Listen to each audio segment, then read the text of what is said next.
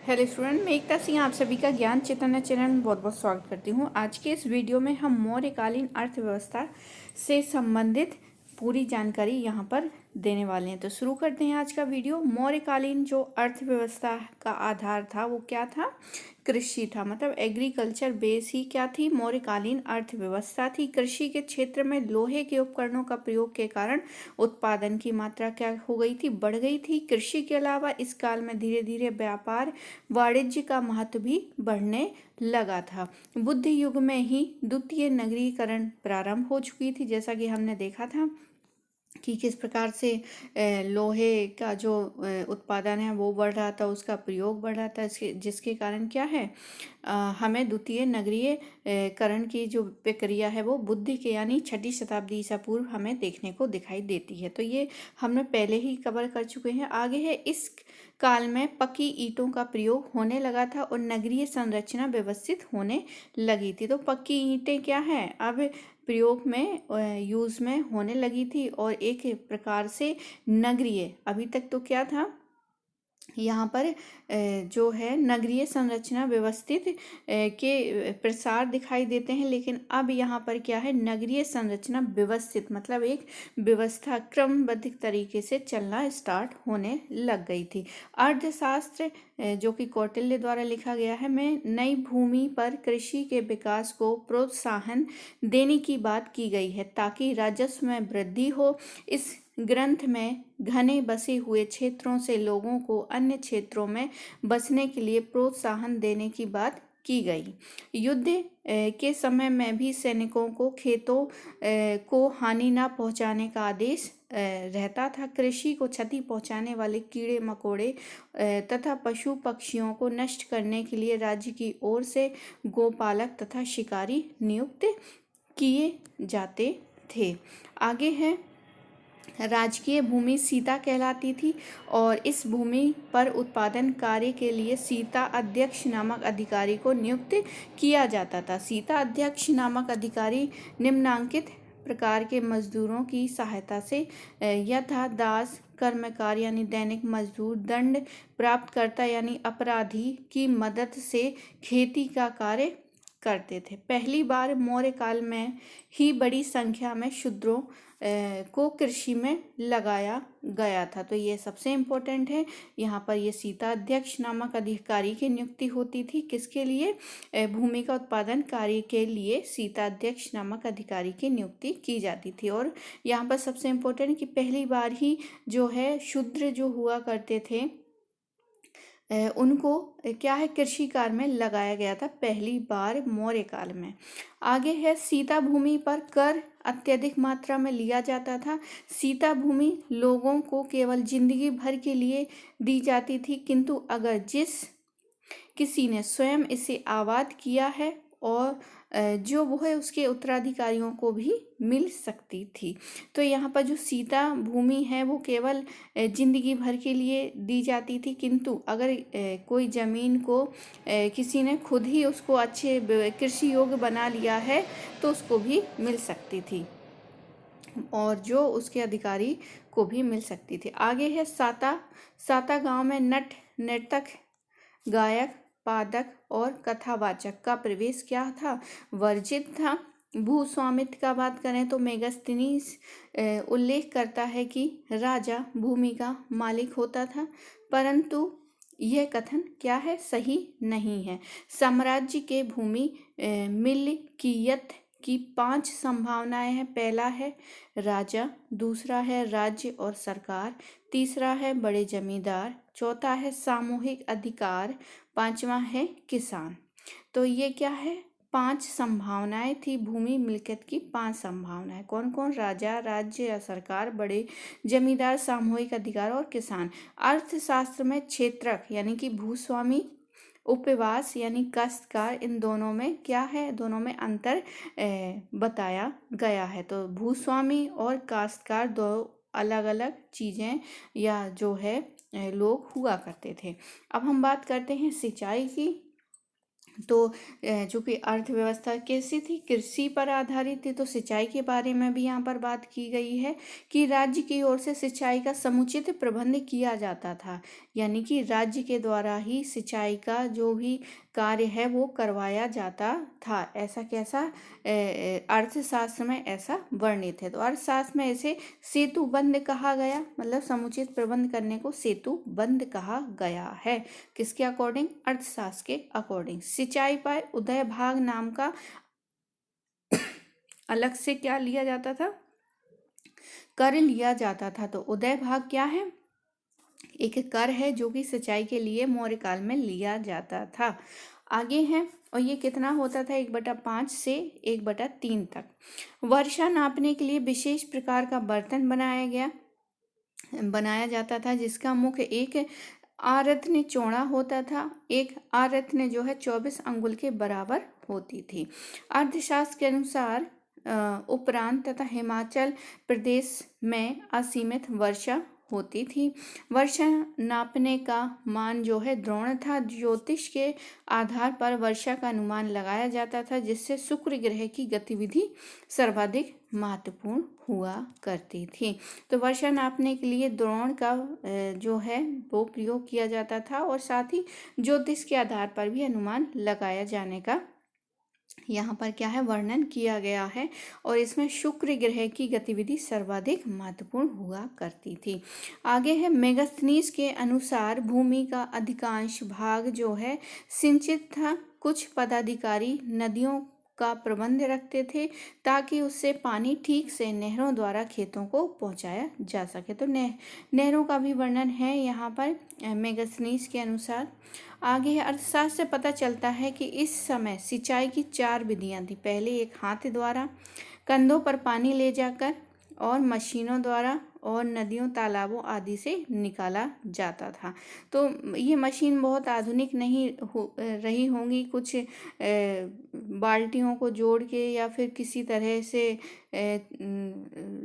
उसको बना के उसका प्रयोग किया जाए। तो आधुनिक मशीनें नहीं थी उस समय। जो उपकरण रहे होंगे उसी से जो है उनको मशीन नाम दिया गया है। आगे है, सिंचाई की सुविधा के लिए चंद्रगुप्त मौर्य ने सौराष्ट्र प्रांत में सुदर्शन झील का क्या करवाया था? निर्माण करवाया था। सबसे इम्पोर्टेंट है ये कि सिंचाई के लिए जो है चंद्रगुप्त मौर्य ने सुदर्शन झील का सौराष्ट्र प्रांत में निर्माण करवाया था। आगे देखते हैं, और रुद्र दमन के जूनागढ़ अभिलेख से इस झील के निर्माण के कार्य की जानकारी मिलती है। इसमें बताया गया है कि चंद्रगुप्त के राज्यपाल पुष्यगुप्त वैश्य ने प्रारंभ करवाया था। किसका?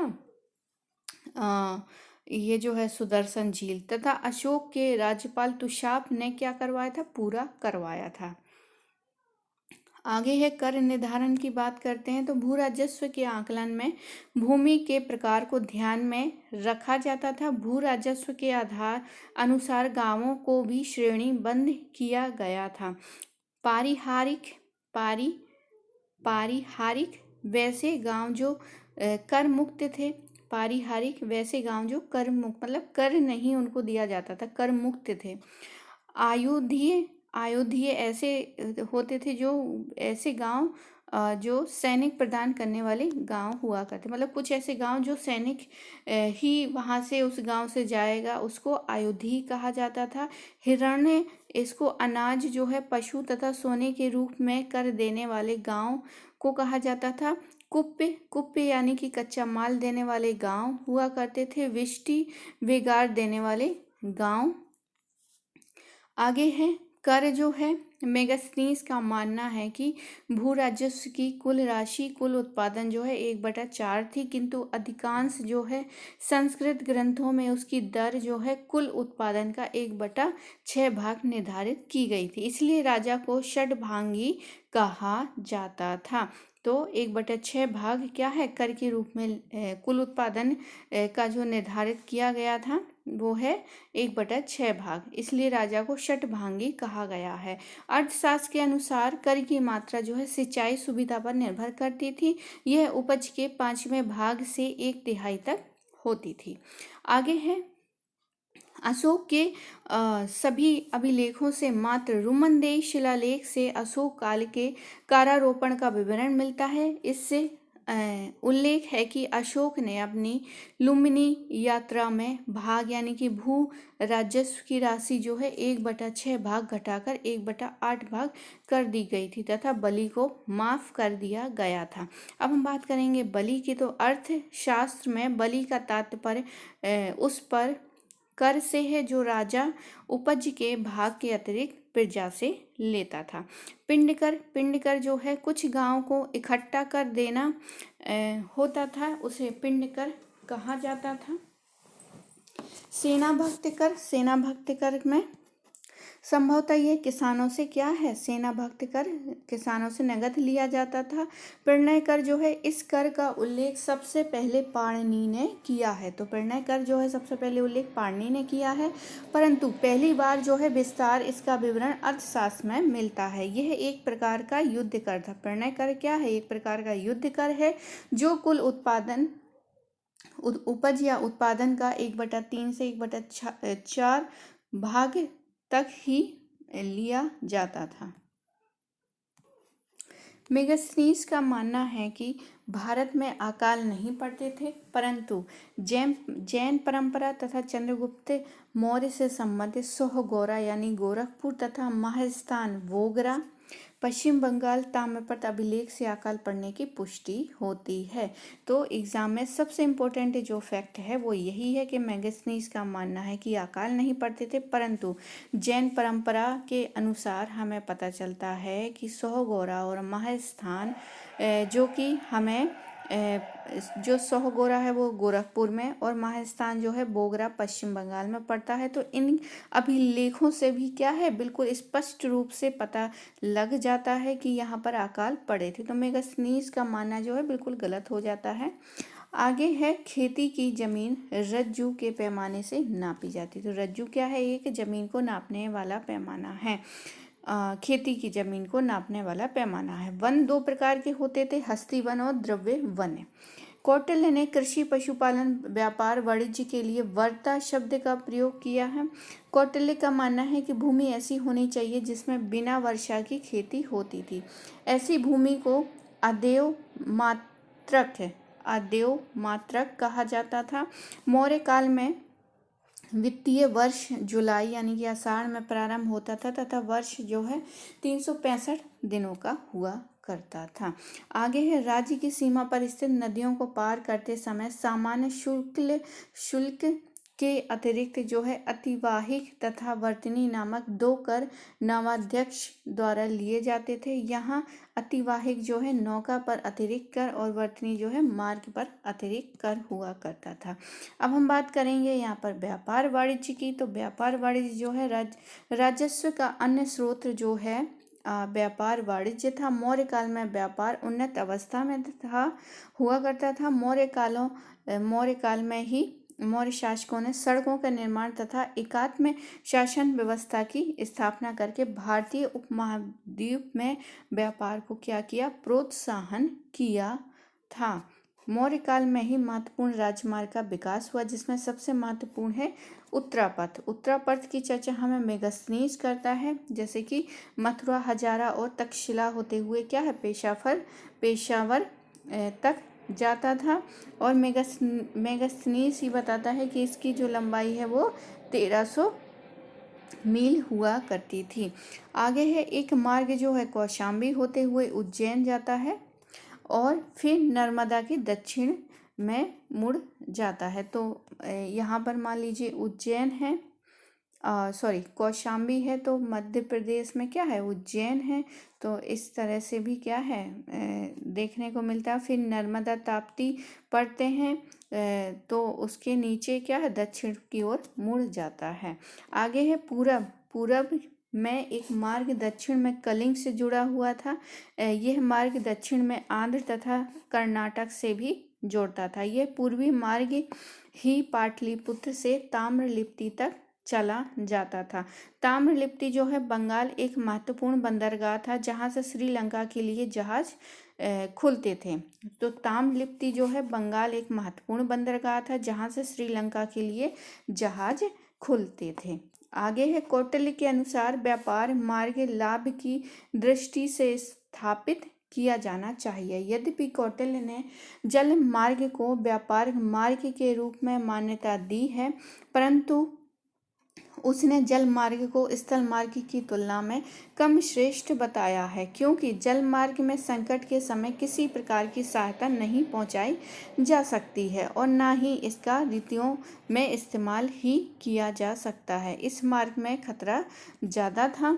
कौटिल्य ने जल मार्गों को दो भागों में क्या कर दिया है, विभाजित किया है। समुद्र तट के किनारे का जल मार्ग यानी कूप पथ, और समुद्र के मध्य एक जलमार्ग था, सनयान पथ कहा जाता था।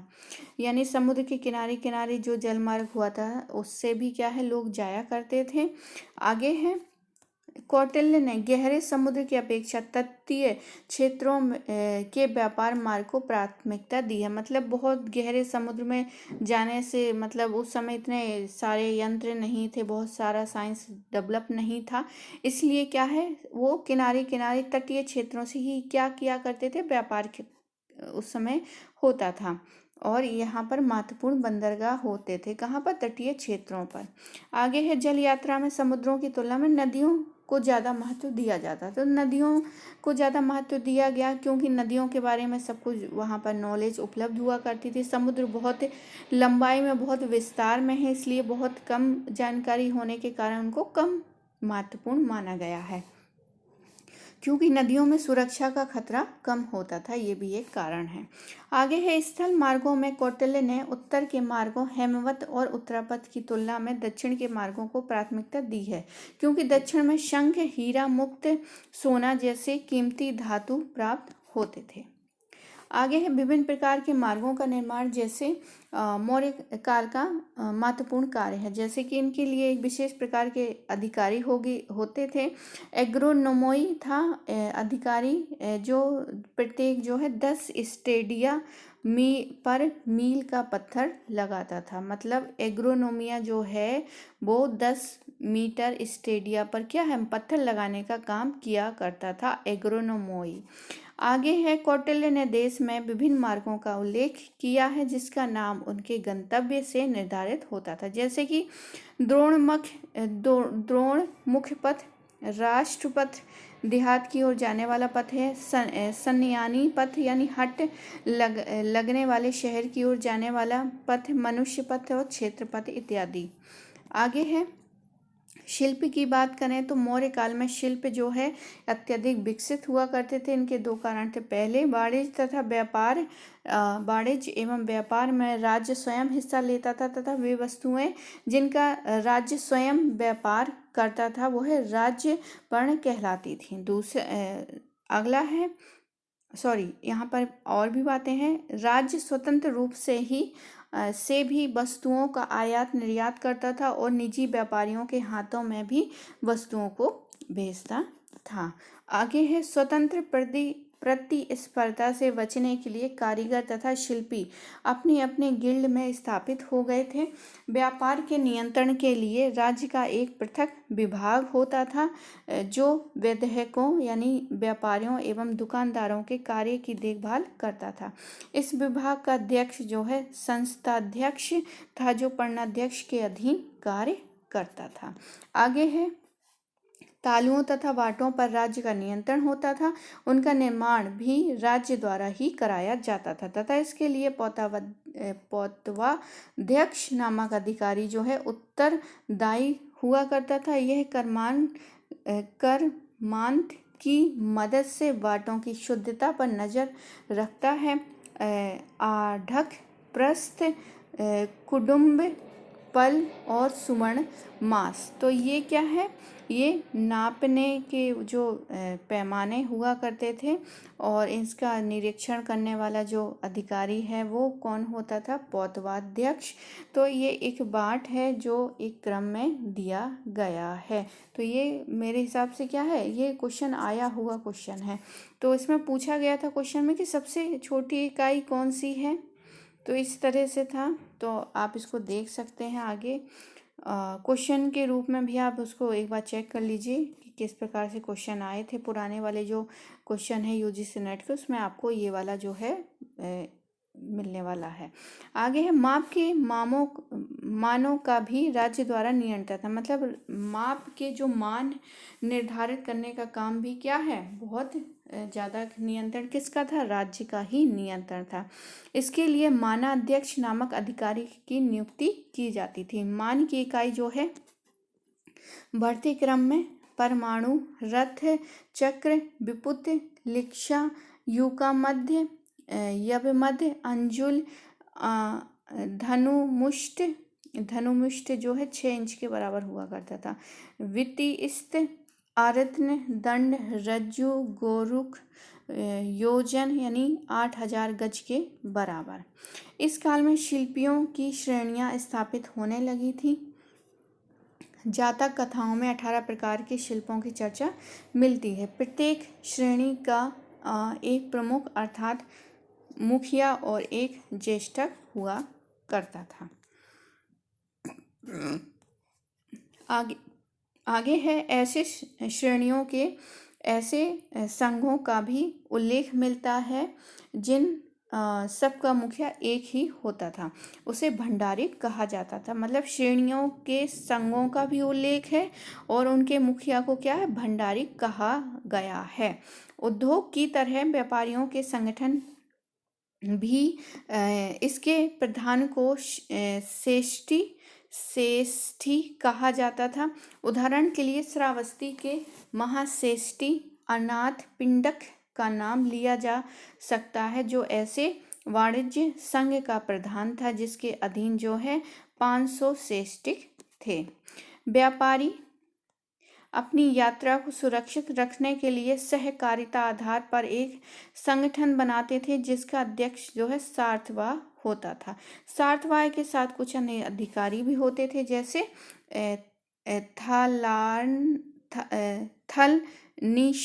थलनीश्याम। सार्थवाह के कुछ अन्य अधिकारी भी हुआ करते थे, जैसे थलनीश्याम। आगे है थल निश्याम स्थल पर पथ प्रदर्शक के रूप में कार्य करता था। यात्रा के दौरान जो है अनावृष्टि, अकाल, जंगली जानवरों, डाकुओं, पिशाचों से क्या है यात्रियों की सुरक्षा भी करता था।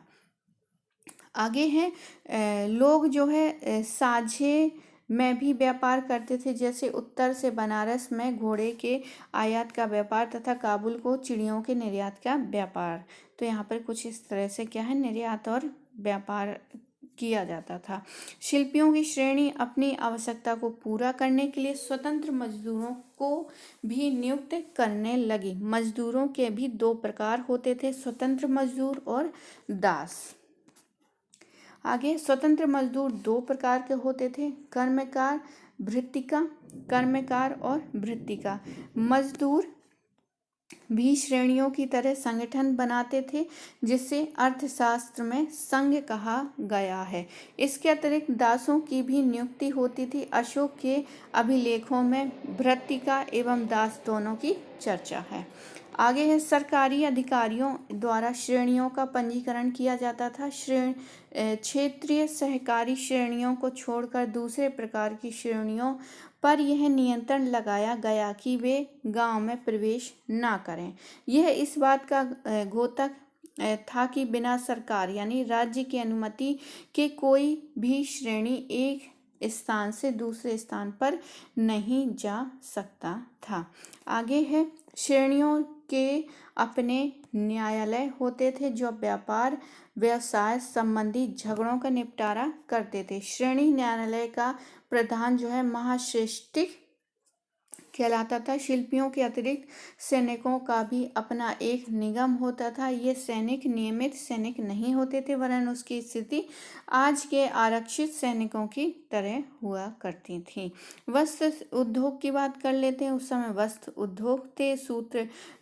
उद्योग सूत काटने और बुनने का हुआ करता था। मेनली क्या उद्योग जो है सूत काटने और बुनने का हुआ करता था। आगे है सबसे अच्छा जो सूत है मदुरा यानी मदुरा में मिलता था। अपरांत कोंकण, मथुरा, कलिंग, काशी, वंग, वत्स, महिष्मती, पुण्य, मालवा आदि क्षेत्रों में मिलता था। उपरांत जो है कोंकण में निर्मित सूती वस्त्र सबसे अच्छी किस्म का होता था।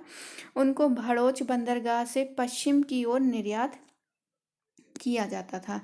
सूती वस्त्र में अन्य प्रकार के वस्त्र भी होते थे, जिन्हें दुकुल यानी श्वेत तथा चिकना वस्त्र तथा क्षौम कसौम कहा जाता था। बंग क्षेत्र से दुकुल आता था तथा पुंड्र से पौंड्रक नामक वस्त्र आता था। काशी तथा पुंड में रेशमी वस्त्र भी बनते थे। असम में सुवर्ण कुंड नामक स्थान रेशमी वस्त्र के लिए प्रसिद्ध था। चीन पट रेशमी वस्त्र था जो चीन से मंगवाया जाता था। नेपाल से कंबल प्राप्त होता था। धातु उद्योग जो है, धातु उद्योग मौर्य काल में खानों से कच्ची धातु निकलने, उसे धातुओं के रूप में परिवर्तित करने तथा धातुओं से अस्त्र शस्त्र तथा आभूषण बनाने का उद्योग विकसित था। कौटिल्य ने राजकोष को आकर प्रभाव खानों पर आधारित कहा है। खनन विभाग एक पृथक अमात्य के अधीन होता था, जिसे आकाराध्यक्ष कहा जाता था। उसके अधीन जो है खान्याध्यक्ष, लोहाध्यक्ष, लक्षणाध्यक्ष, लवणाध्यक्ष आदि अनेक अमात्य कार्य करते थे। आकाराध्यक्ष के अधीन सबसे महत्वपूर्ण जो है लोहा अध्यक्ष था, जो ताम्र, सीसा, टिन, वैक्रंत आदि धातुओं के कारखानों का संचालन करता था। इस समय नमक की गिनती भी खनिज पदार्थों में की जाती थी, जिसके लिए लवणाध्यक्ष नामक अधिकारी की नियुक्ति की जाती थी। सोना तथा चांदी जहां आभूषण बनाने के लिए प्रयुक्त होते थे, वहीं सिक्कों के निर्माण में भी उपयुक्त हुआ करता था। मुद्रा पद्धति का संचालन जो है लक्षणाध्यक्ष के अधीन था, जो आकाराध्यक्ष के अधीन ही कार्य करता था। आगे है मौर्य काल में मोतियों का बहुत बड़ा पैमाने पर क्या हुआ करता था, उत्पादन हुआ करता था। तो मोतियों के लिए काफ़ी फेमस है मौर्य काल। मोतियों का नाम जो है उनके स्थान के नाम पे होता था। जैसे ताम्र पाणिक जो है ये लंका से मंगवाया जाता था, यानी जो लंका श्रीलंका से। पांड्यवाटक ये पांड्य देश के मलयकोटि पर्वत से मंगाया जाता था। पाशवक्य जो है पाटलिपुत्र के निकट जो है पाशिकाया नदी से निकाला जाता था। कोले जो है सिंघल द्वीप की कुल नामक नदी से मंगाया जाता था। चारणे जो है केरल देश में पाया जाता था। महेंद्र जो है महेंद्र पर्वत पर पाया जाता। कादर्मिक जो है फारस की खाड़ी से कदरमा नदी से। स्रोतसीय जो है स्रोतसी नदी से उपलब्ध मोती। हायाद्वीप जो है श्रीघट नामक नदी से प्राप्त मोती। हेमवंत जो है हिमालय पर्वत से निकाला जाता था। आगे है अर्थशास्त्र में सोने के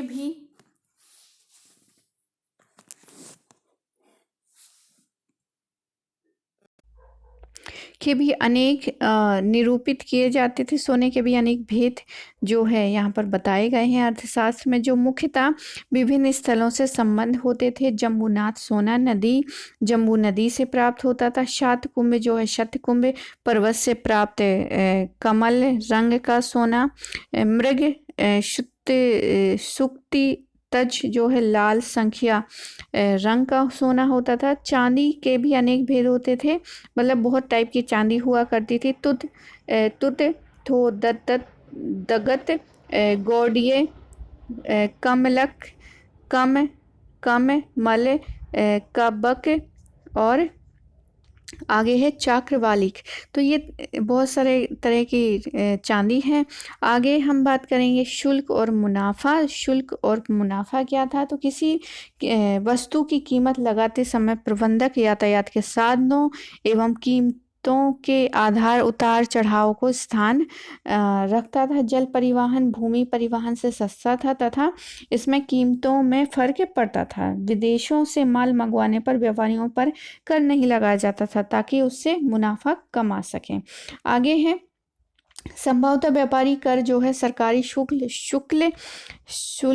के बराबर था। यह महसूल का 5वां भाग होता था, जबकि महसूल की दर जो है वस्तु के मूल्य के 5वें भाग के बराबर थी। महसूल नगद में लिया जाता था। व्यापारियों के लिए मुनाफे की दर जो है राज्य द्वारा निश्चित की कर दी जाती थी, जिससे ज़्यादा मुनाफा होने पर राज्य कोष में जमा हो जाता था। व्यापारियों को स्थानीय वस्तु पर 5% तथा विदेशी वस्तुओं पर 10% जो है मुनाफा लेने की छूट थी। विदेशी व्यापारियों का स्वागत नहीं किया जाता था। विदेशी व्यापार जो है मौर्य युग में अनेक विदेशी राज्यों के साथ जो है भारत का व्यापारिक संबंध विद्यमान था। चीन के साथ रेशम का व्यापार होता था। कौटिल्य ने इसी रेशम को चीन पट्ट कहा है।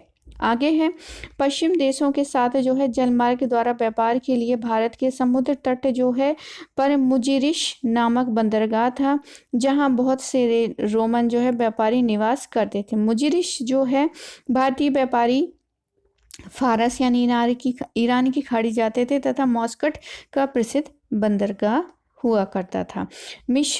मिस्र के शासक जो है टालेमी फिलाडेल्फस ने भारत के साथ व्यापार का एकाधिकार कायम रखने के लिए लाल सागर के पश्चिमी तट पर वेरेनिस नामक एक नवीन नगर बसाया जो भारतीय व्यापारिक वस्तु का प्रधान केंद्र था। आगे है, जल मार्गों के अतिरिक्त स्थल मार्ग से भी विदेशी व्यापार होता था। 3 प्रकार के स्थल मार्ग। पहला मार्ग जो है काबुल नदी के साथ साथ पश्चिम की ओर जाते हुए हिंदुकुश पर्वतमाला के परे अक्सस नदी तक पहुंचता था तथा वहां से कैस्पियन सागर फिर लाल सागर पहुंचता था। दूसरा मार्ग जो है कंधार से हेरात होता हुआ ईरान तथा एशिया माइनर तक जाया करता था। तीसरा मार्ग जो है मकरान के मार्ग से पश्चिम देशों को जाया करता था। तो ये कुछ 3 मार्ग है जिससे क्या है व्यापार जो होता था, विदेशी व्यापार, वो इन्हीं मार्गों से हुआ करता था। अब हम बात करते हैं महाजनी व्यवस्था। तो मेगास्थनीज ने लिखा है कि भारतवासी ना तो सूद पर धन लेते हैं और ना ही देते हैं और ना उधार लेना जानते हैं, परंतु मौर्य काल में महाजनी व्यवस्था का अस्तित्व बिल्कुल था। रुपया उधार लेने वाले को धनिक तथा लेने वाले को धार्मिक कहा जाता था। कौटिल्य ने महाजनी व्यवस्था का विस्तृत क्या है वर्णन किया है। इसके अनुसार इस काम पर कोई प्रतिबंध नहीं था, क्योंकि विशेष परिस्थितियों में सरकारी कोष में भी कर्ज लिया जा सकता था। तो अर्थशास्त्र इतना इम्पोर्टेंट है, उसमें इतनी अच्छी बातें हैं उस समय की कि शायद और भी जो लेखक हैं उस समय के वो सारी चीजें नहीं बता पाए हैं। तो आगे देखते हैं, सामान्यतः ब्याज की दर व्यवस्था जो है 15% वार्षिकी थी। किसी वस्तु को गिरवी रखकर उधार लेने पर यह दर ली जाती थी, परंतु कुछ परिस्थितियों में 60% वार्षिकी तक होता था तथा इसे व्यवहारिक कहा जाता था। यह समुद्री जहाज पर लदे हुए सामानों पर लिया जाता था, क्योंकि ऐसे जहाज़ों के डूबने का खतरा होता था। आगे है, राज्य द्वारा निर्धारित ब्याज दर से अधिक वसूलने पर दंड का प्रावधान था, परंतु ग्रीक इतिहासकारों का यह विवरण कि ऐसे मामलों से मृत्यु दंड का प्रावधान था सत्य नहीं प्रतीत होता है। काश्तकारों तथा राज्य कर्मचारियों को काम करते समय ऋण न चुकाने के अपराध में गिरफ्तार नहीं किया जा सकता था। मुद्रा प्रणाली जो है मौर्य काल में आहत मुद्राएं प्रचलित थी। गोलखपुर में जहाँ पर प्राचीन पाटलिपुत्र नगर बसा था, सिक्कों का एक ढेर पाया गया है। ये चांदी की प्राचीनतम ज्ञात आहत मुद्राएं हैं।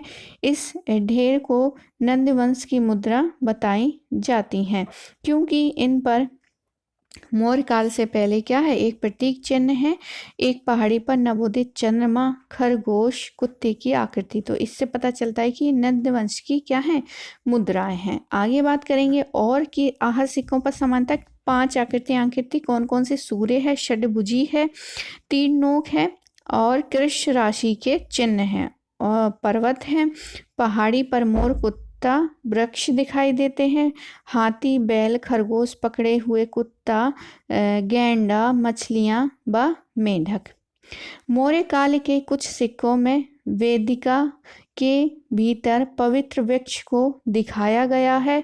यह कदाचित बौद्ध धर्म के प्रभाव का द्योतक है। चांदी के सिक्के कर्षापण, पर्ण धरण, सोने का सिक्का, सुवर्ण पाद, सुवर्ण 4 पाद।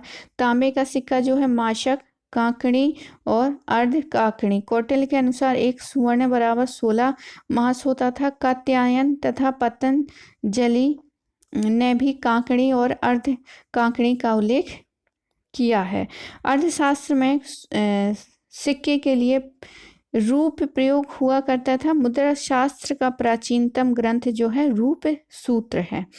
मुद्रा परीक्षण करने वाले को रूप दर्शक कहा जाता था। तो ये शब्दावली है, एग्जाम में अक्सर पूछते हैं, क्वेश्चन आ जाते हैं यहाँ से। तो इम्पोर्टेंट यही है कि हम इसको याद रखें कि सिक्कों की रूप मतलब मुद्रा परीक्षण करने वाले को रूप दर्शक कहा जाता था। सिक्का केवल राज्य द्वारा ही बनाए जाते थे। सबसे इम्पोर्टेंट, कोई अन्य व्यक्ति नहीं बनाता था। सिक्का कौन बनाता था? राज्य द्वारा। इस हेतु पृथक विभाग हुआ करता था, मतलब सिक्के बनाने के लिए अलग से ही डिपार्टमेंट था। सौवर्णिक कहा जाता था। जनता को अधिकार था कि वे अपने सोने चांदी के सिक्के वहां बनवा सकते थे। नकली सिक्के बनवाने के लिए 200 पर्ण जुर्माने का प्रावधान था। आगे हम बात करेंगे विदेशी सिक्कों की। तो फारस जो है, ईरान का सिक्का, डेरी का जो है, डेरिस का स्वर्ण सिक्का, वजन जो है 130 ग्रेन थी। चांदी का सिक्का जो है सिगलोई यानी वजन जो है 86.48 ग्रेन था। तो ये थी पूरी मौर्यकालीन अर्थव्यवस्था। तो आई होप आपको मौर्यकालीन अर्थव्यवस्था की इम्पोर्टेंट बातें समझ में आई होंगी। अगर नहीं समझ में आई तो 1-2 बार वीडियो पूरा देख लीजिए, तो आपको चीज़ें क्लियर हो जाएंगी कि मौर्यकालीन अर्थव्यवस्था किस प्रकार से थी। तो आई होप आपको ये वीडियो पसंद आया होगा। पसंद आया तो प्लीज़ लाइक करें, शेयर करें, सब्सक्राइब करें। मिलते हैं एक और वीडियो के साथ। पूरा वीडियो देखने के लिए आप सभी का बहुत बहुत धन्यवाद।